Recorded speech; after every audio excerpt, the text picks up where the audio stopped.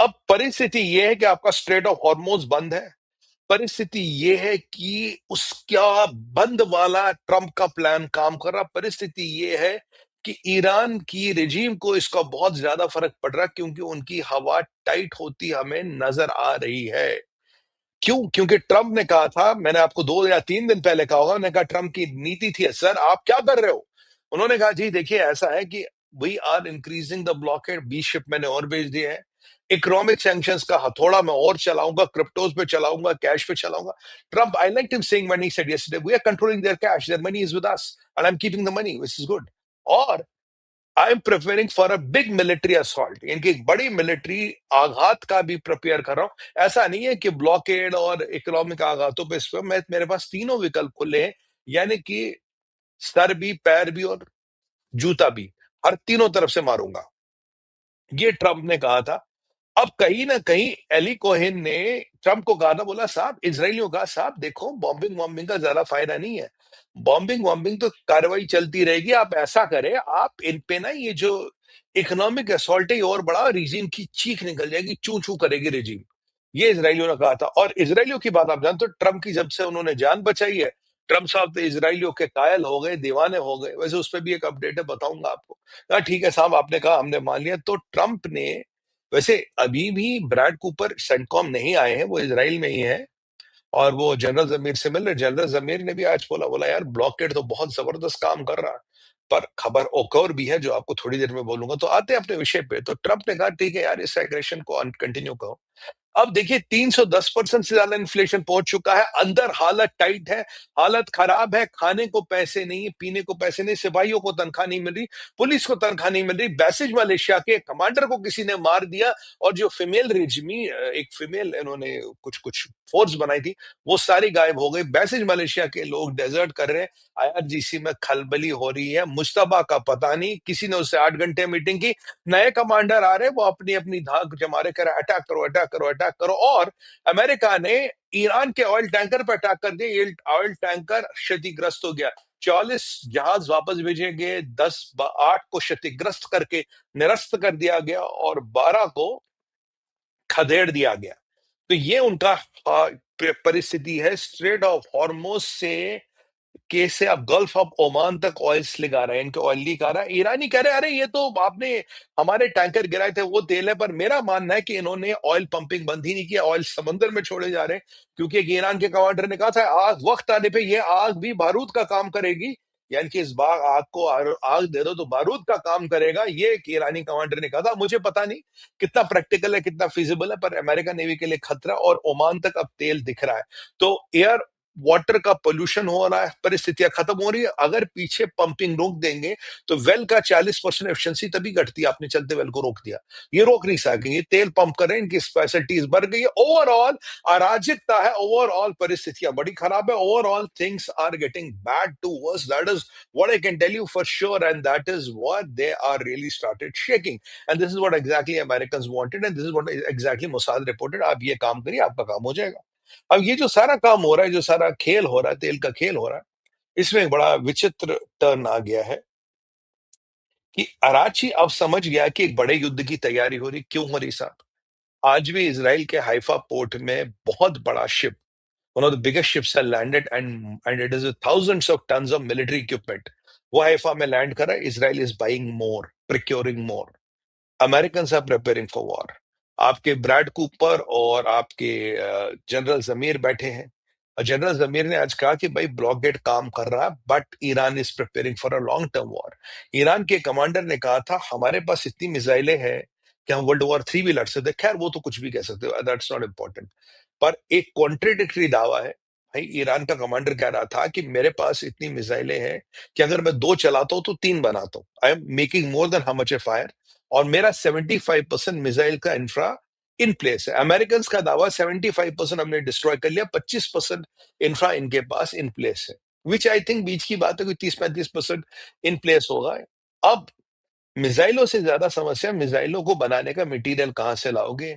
आपकी जो स्टील की फैक्ट्रियां थी उनको तो इसराइलियों ने बर्बाद कर दिया, आपके चाइना से कुछ माल आ नहीं रहा। हाँ, पाकिस्तान के थ्रू स्मगलिंग रूट खुला है, और पर्शियन गल्फ के यहाँ आप सोच रहे होंगे पर्शियन गल्फ में तो ब्लॉकेड है, कैस्पियन सी की तरफ ब्लॉकेड क्यों नहीं करते? क्योंकि अमेरिका ने अगर दरवाजा बंद कर दिया तो खिड़की खुली रखी है। तो बेसिकली अंदर की परिस्थिति है, हालत खराब है, blockade is really getting on their nerves and they don't know what to do, इन्हें समझ नहीं आ रहा क्या करें। अब ये जो अराची कल से इतनी चीजें कर रहा था, वो कर, अब इसने बोल दिया नहीं साहब ऐसा है कि अब हम अमेरिका को धमकी देते हैं कि परिस्थिति ऐसी नहीं चलेगी। और आपको याद होगा मैंने आपको कहा था कि blockade is the best medicine and blockade can always go with bombing. Why only blockade?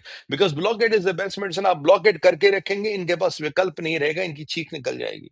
इनका वही हाल हो रहा है, इनकी चीख निकल रही है। अराजी कह रहा है कि अगर इन अ वे वो अमेरिका के ब्लॉकेड को धमकी दे रहा है कि ऐसी चीजें नहीं रहेगी, स्ट्रेट ऑफ हॉर्मोज परपेचुअली बंद नहीं रह सकती, जबकि शिप्स निकल रहे हैं।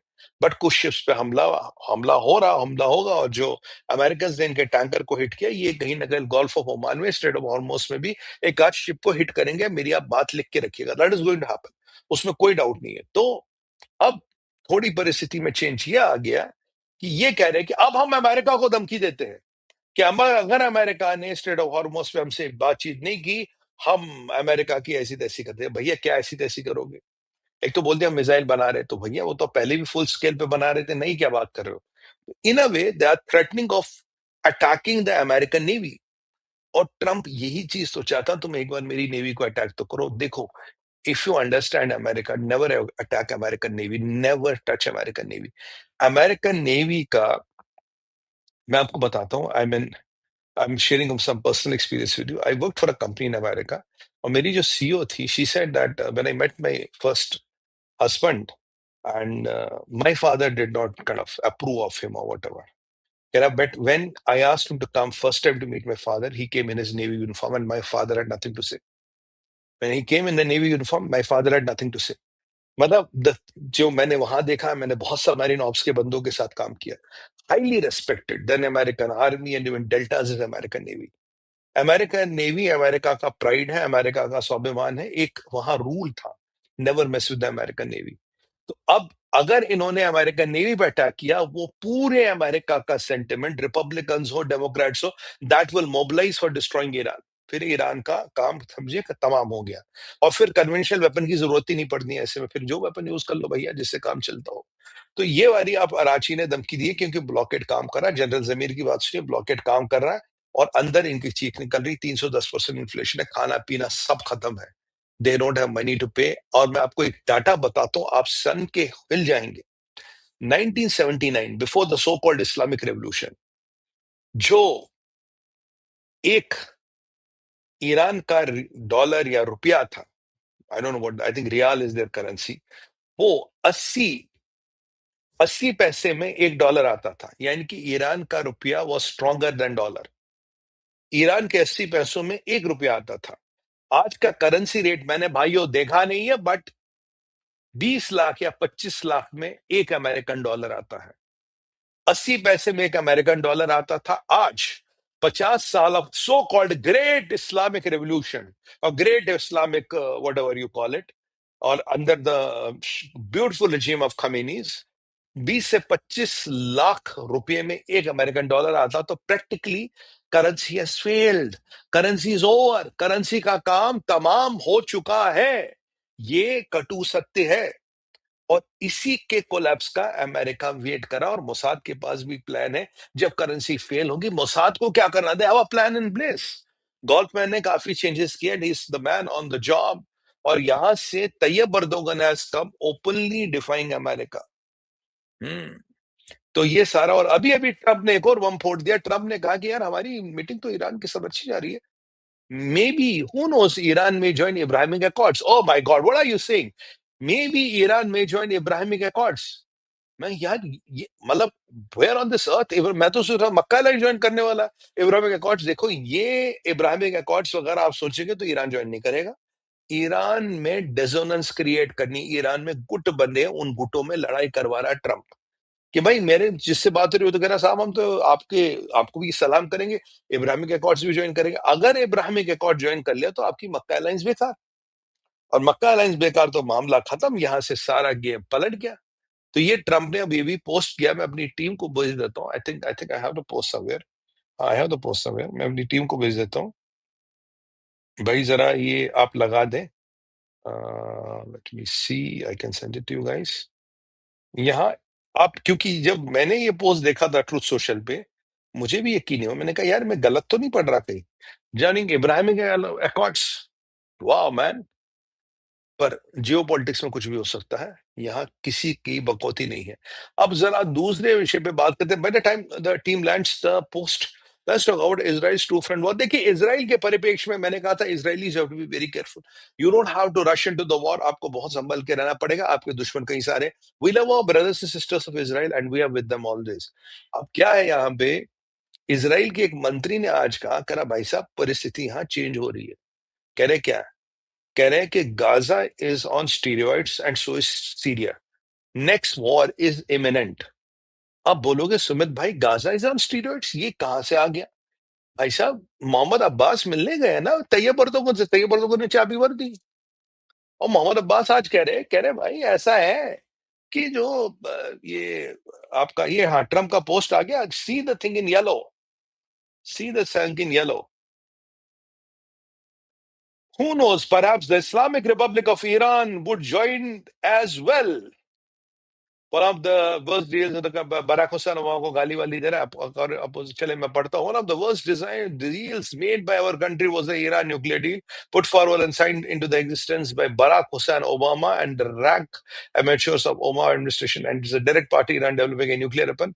Not so with the transaction currently being negotiated with the Iran opposite by the Trump administration. The exactly opposite. In fact, the negotiations produced in an orderly and a constructive manner. I have my representatives and not to rush to the deal. Actually, not to rush to the deal till the time it's on our side. Blockade will remain in full force. Very good. And until such agreement is reached, certainly not signed. Both the sides take their names and get it right. There can be no mistakes. Our relationship with Iran is becoming more professional and productive one. They must understand, however, and they cannot develop or procure a nuclear weapon or a bomb. It's, I would like to thank thus for भाई blockade जारी रहेगा, nuclear weapon और bomb procure नहीं कर पाओगे। I would like to thus far thank our countries in the Middle East for their support and cooperation until the further matter is announced by joining their nations with a help for their historic Abrahamic Accords. Who knows? Perhaps the Islamic Republic of Iran would also join as well. Thank you for your attention, DJT। भाई भाई अल्लाह ये क्या हो गया, हटा दो भाई। देखा आपने, ये तो मेरे को अभी दिखा, मैंने कहा यार ये क्या हो रहा है भाई। Islamic Republic of Iran joining Abrahamic accords, possibility है, संभावना है। जियोपॉलिटिक्स में संभावना बहुत इंपॉर्टेंट रोल अदा करती है।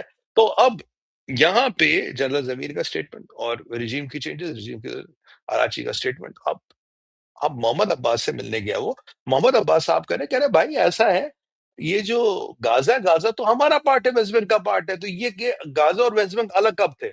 मैंने कहा साहब अब तो पिछले 30 साल से हुकूमत करो, वेस्ट बैंक अलग, गाजा। कह रहे नहीं ये सारा पैलेस्तीन है।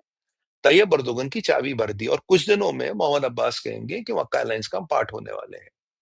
तो भाई साहब तैयब अर्दोगन का साया गाजा पे पड़ चुका, मोहम्मद अब्बास ने पोजीशन चेंज कर दी, कहता है कि वेस्ट बैंक और गाजा एक ही बात है, they are part of West Bank का ही तो पार्ट है गाजा, तो ये सारा पैलेस्तीन है। टू स्टेट सोल्यूशन होना चाहिए, जो होना चाहिए होना चाहिए। यहाँ फंडामेंटल चेंज इन पोजीशन मुझे दिख रही है, let me warn you in that. So my assessment of it was ठीक। और यहाँ सीरिया वाला जोलानी, वो अपने एयरफोर्स को रेडी कर रहा है, वो अपने जहादियों को रेडी कर रहा है। वो कह तो रहा मैं हिजबुल्लाह के पास को कैसी ऐसी करूंगा लेबनान में जाके, पर कह रहा है कि अगर सारी इस्लामिक कंट्रियां मेरे साथ आए तब जाऊंगा। तो मोटा मोटा Israeli intelligence has warned Israel की Jolani is preparing for assault on Syrian, Jolani is preparing for assault on Israel. आप देखिए गोलान हाइट्स पे तकलीफ होने लगी, गोलान हाइट्स को लेके उसने बंदा यूएन भेज दिया, कोलंबिया ने के नए प्रेसिडेंट ने सपोर्ट किया, तो सऊदी अरेबिया उसका अपोज कर रहा है। देखिए यहाँ सीरिया, यहाँ वेस्ट बैंक, यहाँ इजिप्ट, तीनों तरफ से इजरायलियों को घेरने की कोशिश चल रही है, जो मैंने आपको बहुत पहले प्रेडिक्ट किया, this is what will happen and I had told you months in advance. मैंने कहा Syria and Egypt will you know uh, Syria and Egypt will erupt। मैंने कहा था आपको, this is exactly what happened, what I had predicted long back. तो अब ये कह रहे हैं भाई दो फ्रंट वॉर के लिए हमें यहाँ पे तैयार रहना चाहिए। तो नए युद्ध क्षेत्र बन रहे हैं और इतने में नेतन्याहू साहब ने भी अपनी प्रतिक्रिया व्यक्त की। नेतन्याहू साहब को पूछा गया, साहब ये ब्रिटेन में क्या हो रहा है? कह रहा है it is the first Islamic republic with atom bomb. हमें लगा पाकिस्तान का नाम ले रहे, बोला नहीं, the Islamic Republic of United Kingdom, लंदनिस्तान।